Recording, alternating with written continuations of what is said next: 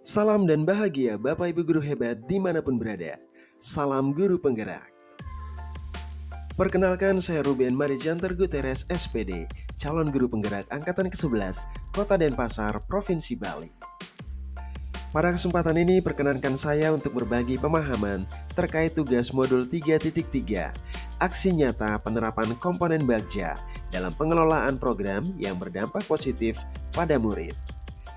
Adapun yang menjadi tujuan pembelajaran dalam aksi nyata kali ini adalah: yang pertama, CGP dapat menjalankan tahapan B atau buat pertanyaan dan tahapan A atau ambil pelajaran berdasarkan model prakarsa perubahan Bagja yang telah dibuat sebelumnya pada tahapan demonstrasi kontekstual dalam sebuah aksi nyata.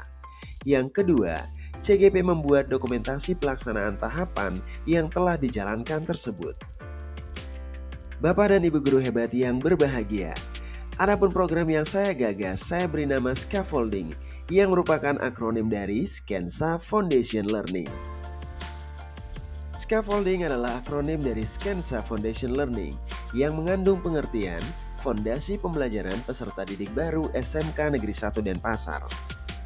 Nama scaffolding terinspirasi dari istilah scaffolding dalam konsep pembelajaran berdiferensiasi, yang berarti pemberian bantuan kepada peserta didik selama tahap awal pembelajaran dan mengurangi bantuan tersebut ketika peserta didik dapat menunjukkan kemandirian yang lebih baik dalam progres pembelajarannya. Ide dan perancangan program scaffolding dilatar belakangi oleh hasil observasi saya selama kurang lebih 4 tahun mengajar di SMK Negeri 1 Denpasar, di mana saya menemukan permasalahan berupa kekurangsiapan peserta didik baru dalam memulai kegiatan pembelajaran di kelas.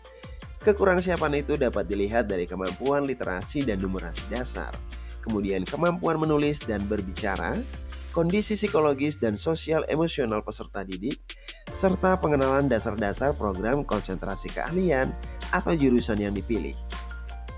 Program scaffolding hadir sebagai solusi dengan harapan dapat memfasilitasi dan mengakomodasi kebutuhan belajar peserta didik baru agar secara aktif dan mandiri mampu meningkatkan kompetensi serta kesiapan belajarnya.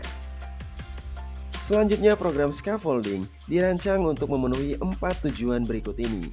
Yang pertama, mendiagnosa profil dan kemampuan awal peserta didik dalam aspek-aspek dasar pembelajaran. Yang kedua, membantu mengakomodasi keberagaman kebutuhan belajar peserta didik. Yang ketiga, membantu peserta didik agar lebih siap dalam proses pembelajaran sesuai dengan karakteristik program konsentrasi keahlian atau jurusan yang dipilihnya. Dan yang keempat, membantu peserta didik meningkatkan kepercayaan diri dan motivasi internal untuk belajar dan bertumbuh. Akhirnya, untuk menjawab semua tantangan tersebut, maka saya mengajukan sebuah prakarsa perubahan yang berbunyi, terwujudnya kepemimpinan murid melalui program scaffolding. Prakarsa perubahan tadi coba saya wujudkan lewat aksi nyata, perumusan strategi pelaksanaan program, menggunakan pendekatan inquiry apresiatif dengan alur Bagja, khususnya pada tahapan B dan A, yakni buat pertanyaan utama dan ambil pelajaran. Yang pertama, melaksanakan tahapan buat pertanyaan. Dan berikut ini adalah tampilan alur Bagja yang saya susun khususnya pada tahap B, yakni buat pertanyaan utama.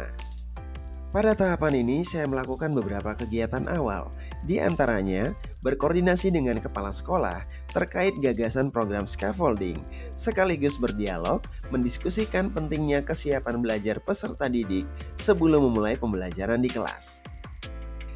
Kemudian saya juga mendiskusikan topik yang sama dengan berkoordinasi serta berdialog dengan wakasek kurikulum dan para guru yang tergabung dalam tim kurikulum sekolah. Saya juga berkoordinasi dengan MGMP Bahasa untuk membahas program apa saja yang dapat mewujudkan fondasi kesiapan kemampuan literasi peserta didik dalam pembelajaran.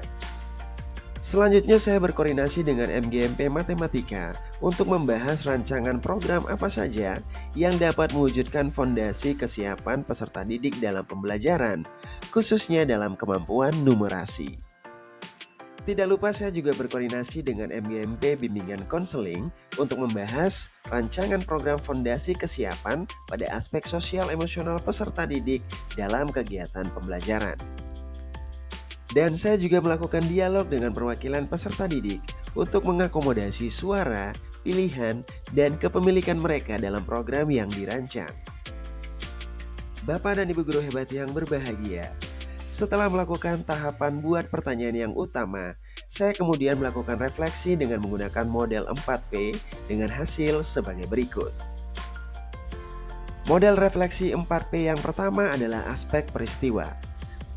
Pada tahap persiapan, saya melakukan beberapa kegiatan seperti berkoordinasi dengan kepala sekolah terkait gagasan program scaffolding, sekaligus berdialog mendiskusikan pentingnya kesiapan belajar peserta didik sebelum memulai pembelajaran di kelas. Hal yang sama saya lakukan bersama tim manajemen, khususnya Wakasek Kurikulum dan jajarannya. Saya juga melakukan diskusi bersama rekan guru sejawat dalam MBMP Bahasa, Matematika, dan Bimbingan Konseling untuk membahas kesiapan belajar peserta didik dalam aspek literasi, numerasi, dan sosial emosionalnya. Saya juga berdialog dengan perwakilan peserta didik untuk mengakomodasi suara, pilihan, dan kepemilikan mereka dalam program yang dirancang. Pada aspek refleksi perasaan, saya merasa senang dan lega karena gagasan program scaffolding disambut positif oleh semua pihak terkait yang saya ajak berdialog. Banyak umpan balik positif yang saya terima. Saya jadi merasa tertantang dan optimis untuk bisa merealisasikan program ini. Kemudian pada refleksi bagian pembelajaran, saya menyatakan bahwa melalui proses ini, saya bisa belajar bahwa sebuah gagasan mesti dibagi untuk menjadi sebuah kesepakatan kolektif, sehingga mendapat dukungan kolaboratif dari semua pihak terkait. Persetujuan dari pimpinan juga menjadi langkah awal yang penting. Dari sana, saya mendapatkan lebih banyak umpan balik dan juga perbaikan yang positif. Selanjutnya, aspek refleksi mengenai penerapan. Berbekal persiapan dan berbagai langkah awal yang telah dilakukan, saya akan berusaha untuk merealisasikan gagasan program scaffolding dengan sebaik mungkin. Koordinasi, kolaborasi, dan pelibatan pihak-pihak terkait akan terus saya lakukan untuk makin memantapkan perancangan guna mewujudkan program scaffolding dengan tetap memperhatikan semua dukungan dan umpan balik yang telah diberikan. Saya berharap gagasan ini akan menjadi gagasan kolektif, sehingga lebih mudah dalam menggalang kerjasama untuk mewujudkannya. Tahapan alur bagja yang kedua, melaksanakan tahapan ambil pelajaran. Dan berikut ini adalah gambaran alur bagja khususnya pada tahap ambil pelajaran yang telah saya susun. Pada tahapan ini saya setidaknya melakukan 3 hal utama. Yang pertama, melakukan diskusi atau dialog bersama kepala sekolah, tim manajemen, rekan guru sejawat dalam MGMP dan komunitas belajar yang memiliki pengalaman yang relevan dengan program yang saya rancang. Kemudian saya juga membuka dialog dengan perwakilan peserta didik untuk menampung aspirasi dan gambaran aspek apa saja yang menjadi kebutuhan belajar mereka. Dan selanjutnya, saya menggali informasi di berbagai media yang relevan dengan ide atau gagasan program yang saya rancang. Bapak Ibu guru hebat yang berbahagia, setelah melakukan tahapan yang kedua yakni ambil pelajaran, saya kembali melakukan model refleksi 4P dengan hasil sebagai berikut. Yang pertama, dalam refleksi pada aspek peristiwa, saya berdialog dengan kepala sekolah, tim manajemen, rekan guru sejawat dalam MGMP dan komunitas belajar yang memiliki pengalaman yang relevan dan sejenis. Saya mendapatkan dukungan dan umpan balik yang makin menguatkan gagasan program scaffolding. Umpan balik dari peserta didik juga memberikan gambaran kebutuhan belajar yang akan dikuatkan dalam program scaffolding. Saya juga menggali informasi yang relevan dengan ide dan gagasan dengan mencari informasi di berbagai media. Sedangkan aspek yang kedua yakni perasaan. Saya merasa senang dan puas dengan respon positif dan dukungan yang saya terima. Ada tambahan motivasi dan juga segala sesuatu yang menguatkan saya untuk merealisasikan program scaffolding ini. Aspek refleksi yang ketiga adalah bagian pembelajaran.